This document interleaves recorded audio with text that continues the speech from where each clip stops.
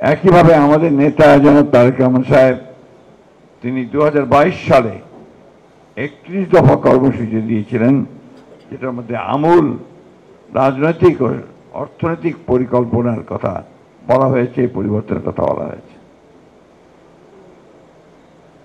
এখন এটা রাতারাতি সম্ভব না।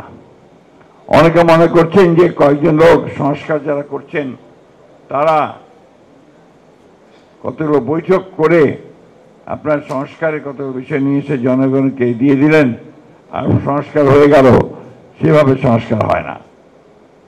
সংস্কার হতে হবে একটা প্রক্রিয়ার মধ্য দিয়ে। It's a continuous process.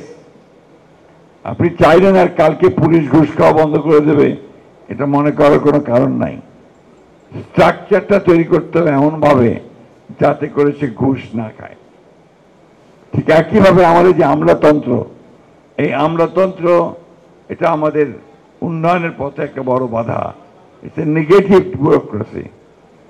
এই নেগেটিভ ব্যুরোক্রেসিকে পজিটিভ ব্যুরোক্রেসি করতে হলে তার জন্য যা যা করা দরকার, অর্থাৎ মূল কাজ হচ্ছে জনগণের সঙ্গে সম্পৃক্ত করা, সেই বিষয়গুলো করতে হবে। অর্থাৎ রাজনৈতিক দলগুলোর মূল লক্ষ্য হওয়া উচিত জনগণের কাছে চলে যাওয়া, জনগণের কাছ থেকে তাদের কি প্রয়োজন তাদেরকে শিক্ষা গ্রহণ করে সেটাকে নিয়ে এসে আপনার দেশ পরিচালনা করার ব্যবস্থা করা। এখন